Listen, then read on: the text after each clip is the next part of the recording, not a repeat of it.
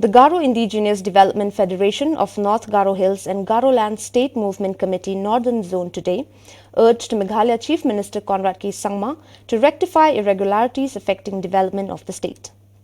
In a memorandum submitted to the Chief Minister, the Secretary of the Garo Indigenous Development Federation, G.N. Sangma, informed the Chief Minister that the National Highway 62 has been damaged due to overloading and illegal mining has once again started in Shillong despite the banned coal mining by NGT. Because they don't have a valid documents also. Coast owner doesn't have a valid documents applying for NH62.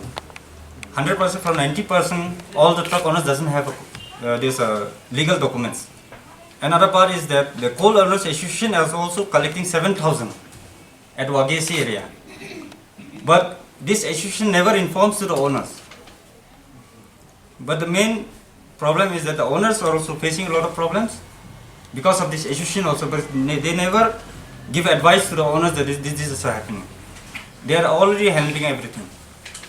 So point is that if you buy all this collection has been made through this Nangal PS and every department. It includes almost 1,40,000 to 70,000 it goes, Balbali.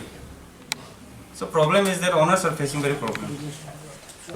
So I've already submitted a complaint issue to the Chief Minister to take to form and constitute a committee to inquire how far it is true, and if there is a true fact, then the government must take a legal action against that.